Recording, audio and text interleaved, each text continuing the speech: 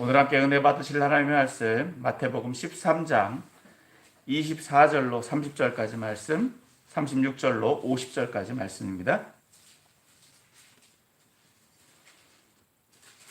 마태복음 13장 24절로 30절, 36절로 50절까지 말씀. 제가 말씀 봉독해 올립니다.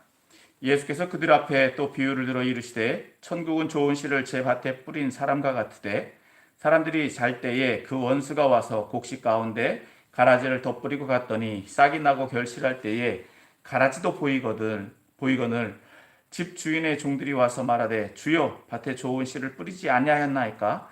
그런데 가라지가 어디서 생겼나이까. 집 주인이 이르되 원수가 이렇게 하였구나. 종들이 말하되 그러면 우리가 가서 이것을 뽑기를 원하시나이까. 주인이 이르되 가만두라. 가라지를 뽑다가 곡식까지 뽑을까 염려하노라.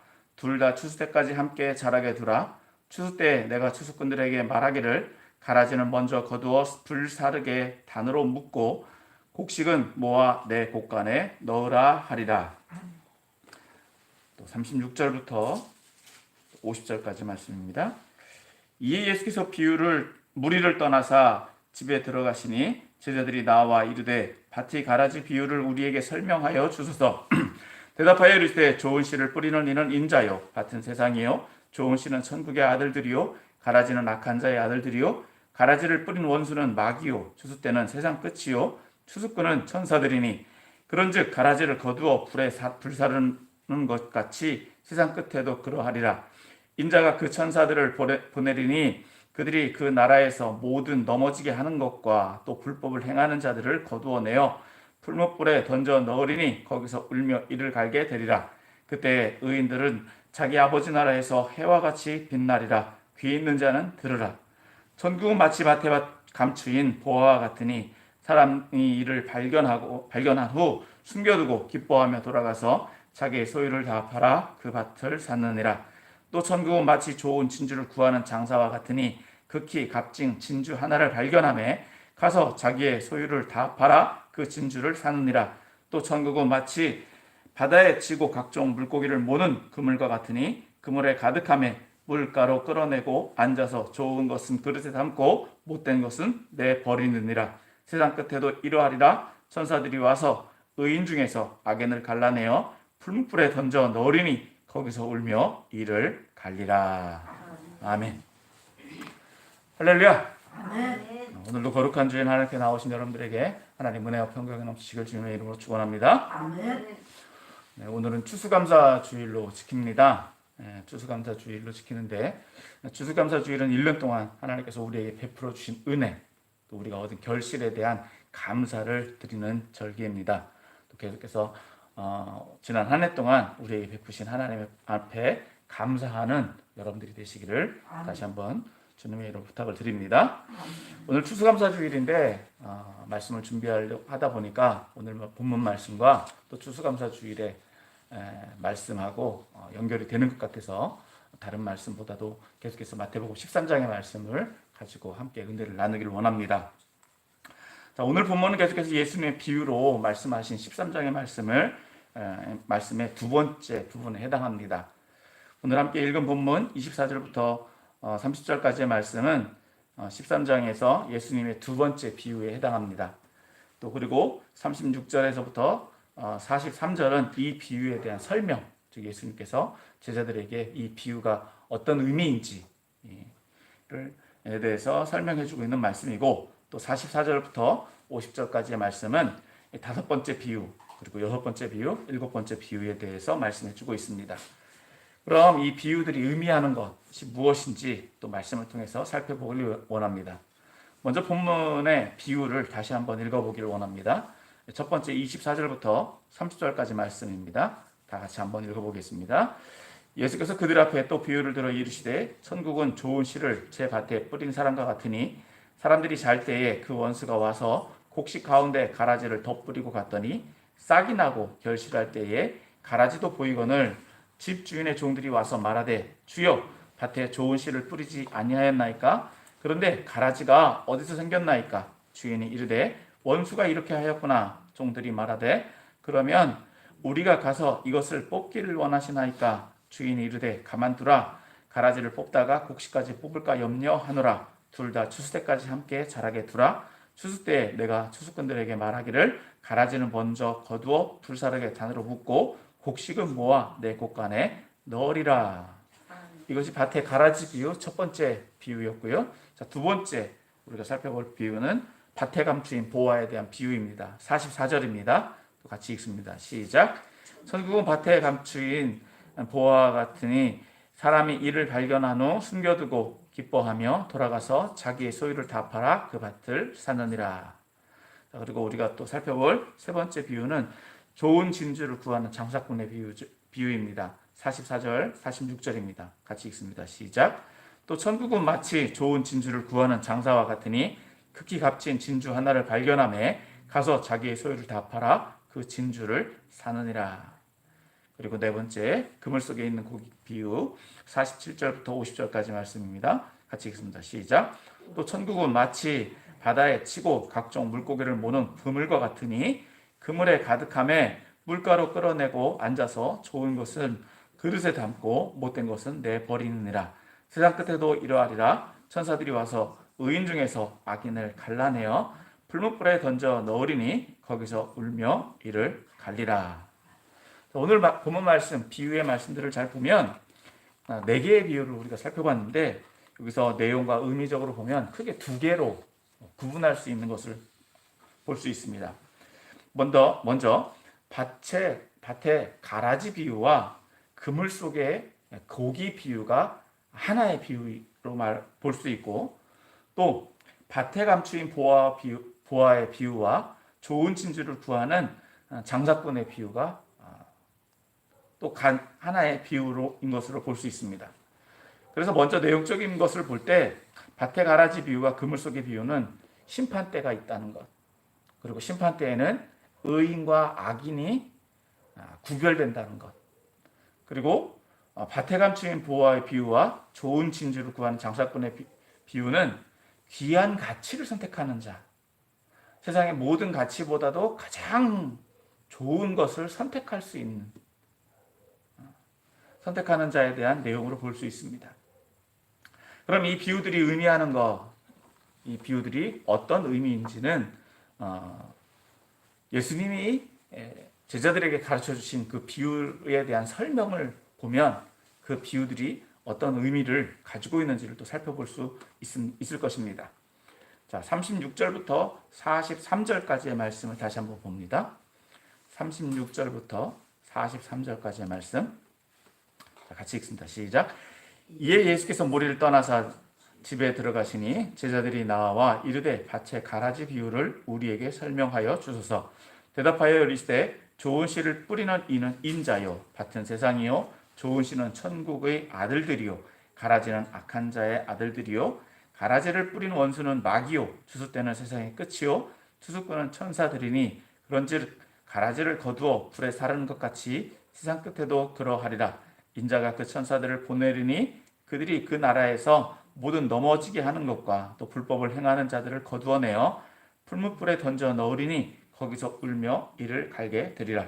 그때 의인들은 자기 아버지의 나라에서 해와 같이 빛나리라.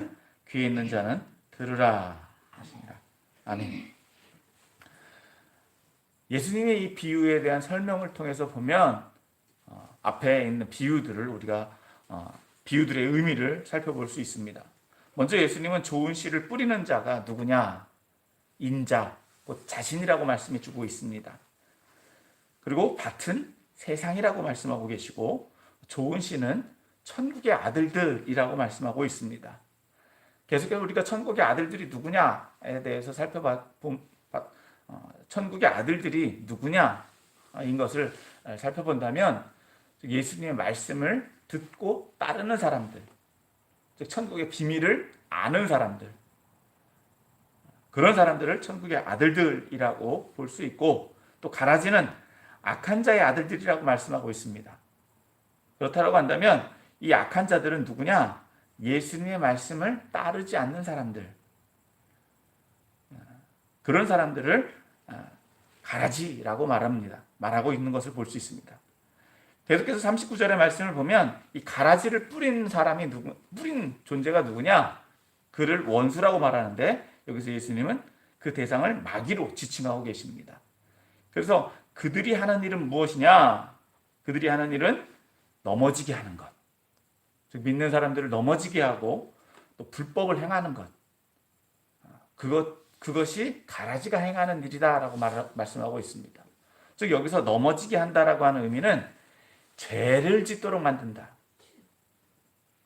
옳고 그른 것을 분별하지 못하게 하고 사람들로 하여금 죄를 짓게 만드는 존재라고 말씀하고 있습니다. 심지어 남을 그렇게 할 뿐만 아니라 자신들도 불법을 행하고 있다. 그것이 뭐라고요? 가라지다라고 말씀하고 있는 것입니다. 그리고 여기서 추수 때는 세상의 끝, 마지막 때가 있다는 것입니다. 마지막 때. 그리고 그 마지막 때에 의인과 악인, 좋은 곡식을 맺은 것과 또 가라지를 분별하는, 구분하는 존재가 있는데 그것은 누구냐? 추수꾼. 추수꾼은 천사들, 예수님께서 즉 하나님의 나라에 대한 존재들, 걷어들이는 존재들을 추수꾼이라고 말씀하고 있습니다. 그래서 이것이 언제 이루어진다고요? 마지막 때 이루어진다고 말씀하고 있습니다. 그래서 결과적으로 보면 인자가 그 천사들을 보내리니 그들이 그 나라에서 모든 넘어지게 하는 것과 또 불법을 행하는 자들을 거두어내어 풀무불에 던져 넣으리니 거기서 울며 이를 갈게 되리라. 그때 의인들은 자기 아버지의 나라에서 해와 같이 빛나리라. 귀 있는 자는 들으라 라고 권면하고 계십니다. 이와 동일한 의미로 47절과 50절까지의 말씀을 또 보면 천국은 마치 밭에 치고 각종 물고기를 모는 그물과 같으니 그물에 가득함에 물가로 끌어내고 앉아서 좋은 것은 그릇에 담고 못된 것은 내버리느니라. 세상 끝에도 이러하리라. 천사들이 와서 의인 중에서 악인을 갈라내어 풀무불에 던져 넣으리니 거기서 울며 이를 갈리라. 조금 반대되는 내용인 것, 상황이 반대의 상황에서 볼 수 있습니다. 왜 반대의 상황이냐? 앞에는 좋은 곡식에서 가라지를 건져내잖아요. 그런데 뒤에 있는 말씀은 의인 중에서 또 똑같이 악인을 건져냅니다. 그런 것처럼 이것은 앞에는 땅에서 이것을 분별하고 하나는 바다에서 건져내는데 똑같은 말씀입니다. 즉 추수 때까지 의인과 악인은 동일하게 존재한다. 동일하게 존재하고 동일한 공간에 존재하고 또 그것이 언제 구분되느냐? 마지막 때, 세상의 끝. 그래서 47절에서 50절까지의 말씀도 앞에 있는 말씀을 동일하게 반복해서 해주고 있는 말씀이다 라고 볼 수 있습니다. 그래서 우리가 다시 한번 이 말씀을 정리해 보면 세상 끝까지는요, 의인과 악인은 한 공간에서 공존하게 된다라는 것입니다. 분명한 것은 이 모든 것을 구별할 때가 온다. 이 모든 것이 구별할 때가 온다라고 하는 것입니다. 그래서 제자들은 좋은 것과 나쁜 것을 지금은 구별할 줄 알아야 되고 내가 좋은 존재인지 나쁜 존재인지 분별하라고 말씀하고 있는 것입니다. 그럼 두 번째로 밭에 감추인 보화와 좋은 진주를 구하는 장사꾼의 비유를 다시 한번 또 살펴봅니다. 44절 천국은 마치 밭에 감추인 보화와 같으니 사람이 이를 발견한 후 숨겨두고 기뻐하며 돌아가서 자기의 소유를 다 팔아 그 밭을 샀느니라. 자, 그리고 좋은 진주를 구하는 장사꾼의 비유는 또 천국은 마치 좋은 진주를 구하는 장사와 같으니 극히 값진 진주 하나를 발견하며 자기 소유를 다 팔아 그 진주를 사느니라. 이 비유들은 어떤 해석을 담고 있기보다 우화적으로 표현하고 있는, 즉 돌려서 얘기하고 있는 것으로 볼 수 있습니다. 즉 밭에 감추인 보화가 감추어진 밭을 발견했어요. 근데 그 사람이 그 보화를 취하기 위해서는 무엇을 산다? 그 밭을, 자기 모든 것들을 다 팔아가지고 그 값을, 어떤 값을 치르고서라도 그 밭을 샀다라고 하는 것이죠. 자, 두 번째 비유는 무엇이었습니까? 좋은 진주를 구하러 다니는 한 사람이 값진 진주를 발견했는데 그 값진 진주를 사기 위해서 나머지를 다 포기하고 그 값진 진주를 샀다. 여기서 이 값진 진주를 구한 것이 자기의 모든 소유, 자기가 누리고 있는 모든 것들을 포기하고서라도 그 값진 진주로 인해서 무엇을 누린다? 기쁨을 누리고 있다라고 하는 것입니다. 앞에서도 똑같이 그 밭을 삼으로 인해서 그 사람, 그 밭을 산 사람이 누리는 것은 무엇입니까? 만족이고 기쁨입니다. 다른 것들을 다 포기하고서라도 자기가 누릴 수 있는 것들, 자기가 어떤 혜택을 볼 수 있는 것들을 다 포기하고서라도 그 밭을 소유함으로 기쁨을 누리고 있다는 거예요. 사실 제약되는 게 더 많습니다. 할 수 없는 것들이 더 많아지는 거예요. 그렇지 않습니까? 진주 하나를 가지고 있다고 해서 다른 것들을 할 수 있습니까? 다 포기했잖아요. 할 수 있는 것은 진주 하나 가지고 있는 거예요. 그러나 그가 그 진주를 가지고 있음으로 인해서 누리는 것은 무엇이다? 기쁨이에요. 그 밭을 산 사람은 무엇을 누린다고요? 오늘 본문 말씀에서도 기쁨입니다. 그 밭에 보화가 있는 밭을 샀다고 해서 당장 자기에게 얻어지는 유익은 없어요. 한 가지 유익은 딱 한 가지예요. 뭐라고요? 기쁘다는 거예요. 내가 그것을 소유했다라고 하는 그 기쁨. 그것에 대해서 말씀해 주고 있다는 것입니다. 따라서 천국을 소유하는 것이 세상의 모든 것을 포기하고도 얻을 수 있는 기쁨이 된다라는 것입니다. 할 수 없는 것들이 더 많죠. 그렇기 때문에 이 말씀들을 가지고 오늘 저와 여러분들에게 또 적용해 보기를 원합니다. 첫 번째 살펴볼 것은 내가 누구냐는 것입니다. 내가 좋은 씨인가? 아니면 가라지인가? 혹은 좋은 물고기인가? 못된 물고기인가? 오늘 말씀을 보면 예수님은 좋은 씨를 세상에 뿌리셨다고 말씀하고 계시고 또 물속에 있는 고기들은 좋은 물고기가 있다고 말씀하고 있습니다. 그런데 가라지도 어떻게 됐다고요? 세상에 있다고 말씀하고 있고 똑같이 물속에 있다고 말씀하고 있습니다. 내가 좋은 물고기인지 못된 물고기인지 좋은 씨인지 가라지인지 나는 몰라요. 어떻게 알 수 있습니까? 결실의 때에 알 수 있어요. 그럼 결실의 때를 미리 상정해 본다면 내가 어떤 존재인지를 알 수 있겠죠. 결과적으로 보면 좋은 씨는 무엇을 낳겠습니까? 좋은 열매를 맺겠죠. 가라지는 어떻게 한다고요? 가라지도 결실을 맺어요. 가라지도. 못된 물고기도 똑같이 못된 결과물이 나와요. 그러면 그것을 어떻게 분별할 수 있느냐는 것입니다.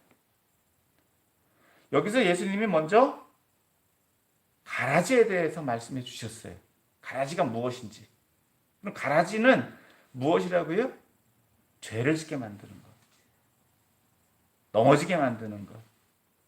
그리고 불법을 행하는 자들이 뭐라고요? 예. 악한 자의 아들들. 못된 결과물들이다라고 말씀해 주고 있습니다. 다시 말해서 이것은 미리 정해져 있는 것으로 볼 수도 있어요. 속성이. 내가 좋은 씨인지 나쁜 씨인지 이미 정해져 있다라고 볼 수도 있다는 것입니다. 어떻게 보면은 내가 바꿀 수 있는 것은 없어 보입니다. 단지 내가 지금 뭐라고요? 어떤 열매를 맺느냐라고 하는 것으로 이미 정해져 있을 수 있다는 거예요. 누구에게 보냄을 받았느냐는 거죠. 결실의 결과에 대해서는 오늘 본문에서 좀 이게 잘 이해가 되시는지 모르겠지만 결론적으로 보면 하나님 나라에 들어가는 사람과 들어가지 못하는 사람은 어떻게 보면 정해져 있다라고 볼 수도 있다는 거예요. 그럼 우리가 할 수 있는 것은 뭐냐? 우리가 할 수 있는 것 아무것도 없느냐. 사실 구분하는 것, 천국에 들어가느냐 못 들어가느냐는 우리가 할 수 있는 것은 없어요. 내가 천국에 들어가겠다고 해서 천국에 들어가는 것도 아니고 못 들어가겠다, 안 들어가겠다고 한다고 해서 내가 안 들어가는 것도 아니다라고 하는 것입니다. 이것을 좀 더 설명하면 어떻다고요? 좋은 씨는 결과적으로 어떻게 될 수밖에 없다? 좋은 열매를 맺을 수밖에 없어요. 좋은 물고기는 어떻게 좋은 물고기의 경우는 좋은 물고기와 못된 물고기를 어떻게 구분합니까? 건강 상태를 보면 알아요. 좋은 물고기와 못된 물고기 구분하는 기준은 그거지 않습니까? 크기가 맞는지, 아니면 살집이 통통한지, 먹을 만한지. 그것으로서 그 결과물을 보면 알 수 있다는 거예요. 그리고 더 중요한 것은 내가 지금 좋으신지 가라지인지 좋은 물고기인지 못된 물고기인지는 어떻게 또 구분할 수 있느냐? 두 번째 비유의 말씀을 보면 알 수 있죠.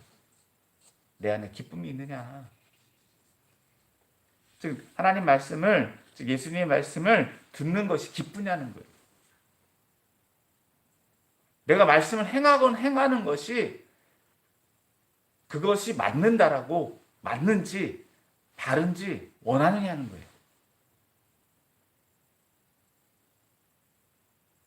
다태감추인 보화를 얻었을 때 얻어지는 기쁨, 좋은 진실을 구했을 때 얻어지는 그 기쁨이 내 안에 있다라고 한다면 결과적으로는 나는 어떤 존재다?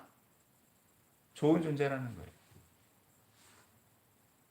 그런데 그 말씀을 듣고도 의심이 들어요. 믿어지지 않아요. 안 믿고 싶어요.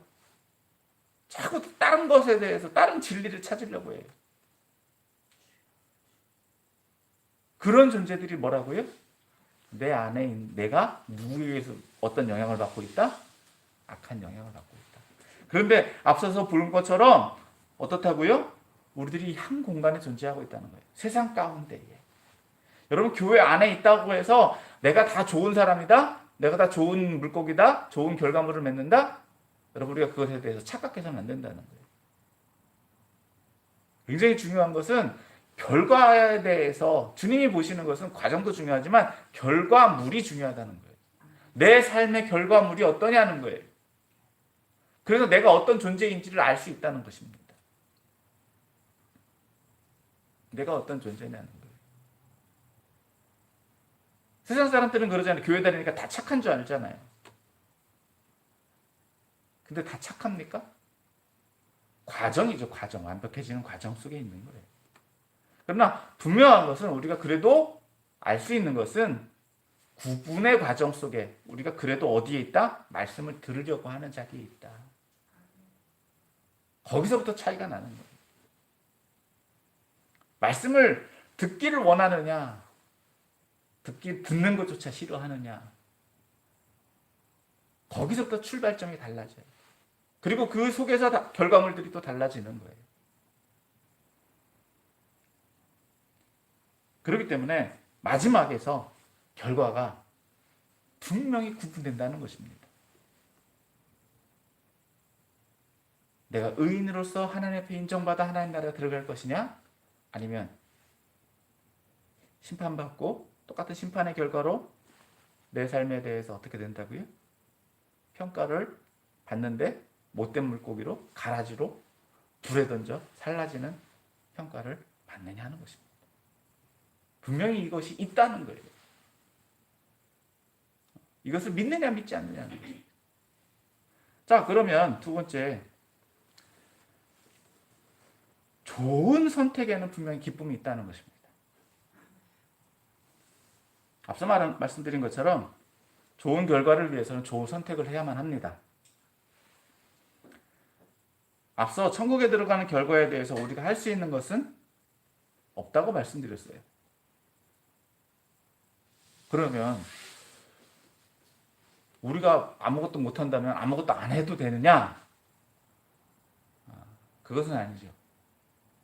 오늘 주님은 분명히 좋은 선택의 기회가 우리에게 있다라고 말씀해 주고 계세요. 무엇을 선택하라? 천국을 선택하라. 천국을 선택하라. 어떻게 선택합니까? 앞서 말한 것처럼 밭에 감추인 보화를 찾는 거예요. 좋은 진실을 구하는 거예요. 세상의 모든 소유, 세상에 내가 가지고 있는 모든 것을 팔아서라도 그것을 취할 수만 있다면, 그 가치를 안다라고 한다면 어떻다고요? 내가 세상 것을 다 포기하고서라도 그 하나로 기뻐한다라고 하는 것입니다. 그런 기쁨이 우리 안에 있어야 된다는 거예요. 이것은 다시 말해서 역설적으로 우리 안에 그러한 기쁨이 없다면 내가 그것을 소유했다, 소유하지 못했다. 소유하지 못했다는 거예요. 천국에 대해서 알기는 아는데 내 안에 기쁨이 없어요. 그럼 뭡니까? 그것을 소유했다, 소유하지 못했다. 소유하지 못했다는 거예요. 어떻게 보면 제일 불쌍한 거죠. 포기는 했는데 갖지도 못했어. 사기는 샀는데 내 것이 아니야. 제일 안타까운 사람 중에 하나예요. 믿기는 믿는데, 믿으려고 애를 쓰는데 믿는 결과물이 없어. 앞선 비유와 다시 한번 설명을 해보면, 여러분 열심히 하는 거는요, 우리가 주의해서 봐야 되는 것은 열심히 한다고 되는 게 아니라는 거예요. 열심히 한다고. 무슨 말이냐? 예. 가라지도요, 열심히 해요. 못된 물고기도 열심히 살아요. 무슨 얘기인지 아시겠습니까? 열심히 하는 건 누구나 다 한다는 거예요. 누구나 다 열심히 해요. 열심히만 한다고 되는 게 아니라는 거예요. 어떤 방향성을 가지고 가느냐, 어디를 향해 가느냐, 무엇을 어떤 결과물을 얻기 위해 결과물을 얻으려고 하느냐, 그것이 중요하다는 것입니다. 최선을 다하라? 최선을 다하죠, 누구나. 그런데 좋은 결과물을 얻기 위해서는 좋은 선택을 해야 되고, 그 선택의 결과에는 무엇이 있다? 기쁨이 있다는 거예요. 기쁨이 없다면요, 그것에는 문제가 있는 거예요.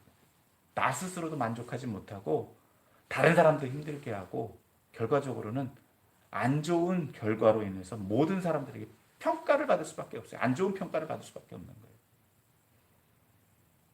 천국을 얻는다라고 하는 것, 천국을 누린다라고 하는 것, 그러기 위해서는 내 안에 그것이 차고 넘쳐야 된다는 것입니다. 다른 모든 것들, 내 안에 있는 모든 것들을 버리고서라도 그 한 가지만 있으면 되는 거예요. 이것을 뭐 잘못 이해해갖고 교회에다 다 바쳐라 뭐 이렇게 하시는 분들이 계시는데, 물론 그렇게 해서 내가 그것으로 인해서 만족감을 얻고 나중에 또 안 돌려달라고 안 하기만 하면 되죠. 근데 가끔 가다 보면 그런 분들이 계세요. 막 드릴 때는 기뻐가지고 막 어쩔 줄 몰라가지고 막 드리는데 나중에는 아까워갖고 돌려달라고 하시는 분들이 계시더라고요. 그럼 어떻게 해야 돼요? 돌려줘야죠. 무슨 얘기냐? 헌금을 했는데, 헌금할 때 기뻐가지고 했는데 나중에는 아까워. 그래서 돌려달라고 하시는 분들이 계시더라고요. 그럼 어떻게 해요? 돌려줘야 된다니까요. 천국이 없는 거예요. 기쁨이 없는 거예요. 기쁨이 없으면 어떻게 해요? 그렇다고 해서 다 바치라? 저는 그렇게는 말씀을 드리진 않지만 그건 여러분 믿음이죠. 우리에게 그런 기쁨이 있다라고 한다면, 그것이 내 안에 해야 되는 마땅한 일이다라고 한다면, 마땅한 일이다라고 한다면, 그것을 우리에게 감당할 수 있다라고 한다면 감당해야 되는 일인 줄 믿으시길 바랍니다. 말씀을 정리합니다. 오늘 저와 여러분은 계속해서 마태복음 13장의 말씀을 살펴보았습니다. 추수감사주일, 오늘은 특별히 이제 추수감사주일의 말씀을 봤는데, 마태복음 13장의 말씀을 정리를 하면 예수님의 말씀, 즉 비유로 하신 말씀들이 무엇이냐, 말씀을 깨닫는 자가 복이 있다고 말씀드렸습니다. 그 말씀은 무엇이라고요? 천국의 비밀. 천국의 비밀은 허락받은 사람들에게만 주어집니다. 똑같이 주어져도 그것을 깨닫는 자는 따로 있다. 아무나 말씀을 깨닫느냐? 말씀을 받아들이려고 하는 사람, 말씀을 받으려고 하는 사람, 그 말씀으로 기쁨을 얻는 사람, 그 사람은 복이 있는 사람이다. 그래서 예수님의 말씀을 깨닫는 것은 또 무엇이다? 말씀을 듣고 행하는 사람이 그 말씀을 깨닫는 사람이라고 말씀을 드렸고, 또 계속해서 예수님의 첫 번째 비유를 통해서 천국은 작은 것, 아무것도 아닌 것처럼 보여지지만 그것을 받아들인 사람은 어떻다고요? 열매를 맺는다. 성장한다고 말씀드렸습니다. 그리고 나무처럼 크게 자라서 많은 사람들을 쉬게 하기도 하고 많은 사람들에게 유익을 끼치기도 하고 또 누룩과 같이 빵을 부풀게 해서 풍성하게 하는 것처럼 많은 사람들에게 유익을 끼친다고 말씀을 드렸어요. 그리고 오늘 말씀에서 보는 것처럼 추수 때, 결실의 때 좋은 것과 나쁜 것이 구분된 것 같이 분명히 의인과 악인이 분별된다. 말씀을 들고 행하는 사람, 그것을 기쁨으로 받아들이는 사람들은 그 말씀대로 행하게 될 것이지만 그렇지 않은 경우는 어떻다고요? 심판, 불에 던져 이를 갈게 되는 것과 같이 될 것이고, 또 무엇보다도 천국은 밭에 감추인 보화가 있는 밭을 사는 것과 같이, 또 좋은 진주를 구하는 장사꾼이 좋은 진주를 구하는 그 기쁨을 얻는 것과 같이 세상의 모든 것을 포기하고서라도 얻는 그 기쁨이 우리 안에 있어야 된다는 것입니다. 그런 기쁨이 있는 그런 결실을 얻는 저와 여러분들이 되어서 이 천국을 소유하게 되시기를 부탁을 드리고, 또 그러한 천국을 누리는 삶, 천국에 가서 누리는 게 아닙니다. 이 땅에서부터 누리면서 살아가는 거예요. 이 땅에서부터. 그래서 그러한 천국을 누리는 복을 누리는 삶을 사는 여러분들이 다 되시기를 예수님의 이름으로 축원합니다.